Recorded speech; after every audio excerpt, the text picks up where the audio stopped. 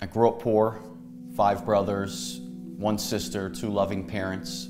I was a latchkey kid. My mom and dad were always working. Day shifts, night shifts, graveyard shifts. Always working and always broke.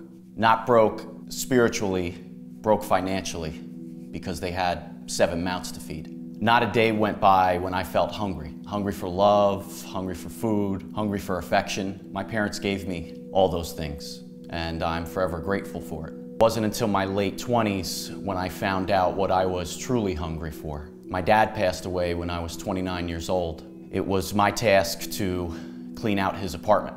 On the walls of his apartment were paintings of sailboats, sunsets overlooking the ocean. He even had one of those wooden wheels that captains use to sail their boats. He was a Navy man, fought in World War II, came back with a dream to own his own boat, to be the captain of his own ship. But my dad died with that dream. He never got his boat. And it was that day where I found my hunger. I told myself that I was going to do everything within my power to escape that fate, that I didn't want to die with my dreams trapped in my heart.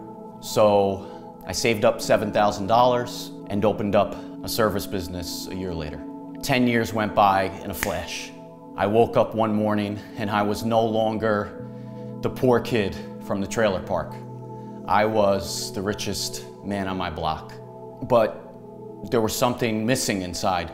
Sure, I had everything any man could ever wish for. Material things.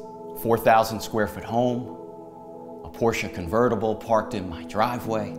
I was financially secure, but spiritually I was broke. There was a void in my heart, in my soul, that was missing. And it got to the point where I couldn't take it anymore. So one night, I went up into my bedroom, opened my closet door, and removed my handgun from its case, that gun, and loaded it with bullets.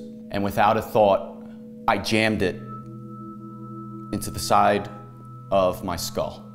God, I remember it like it was yesterday. My hand started trembling, and I started crying uncontrollably. I thought about all the things that my mom and my dad sacrificed to get me to that point in my life. My dad didn't die with his dream in his heart because he couldn't achieve that dream. He died with his dream in his heart so that I can achieve mine. That was huge to me. I realized that in that moment, that he did that to me, he gave that to me. That became my new mission. I lowered the gun from my head and I said, you know what, Mark, you gotta give. You gotta give it back. Give it back to your dad, give it back to your mom, give it back to the earth, give it back to God. You gotta give, man. Stop taking and give. So I did, and I do. And that's my new mission, to elevate people, to guide people, to show people that there's a deeper meaning out there.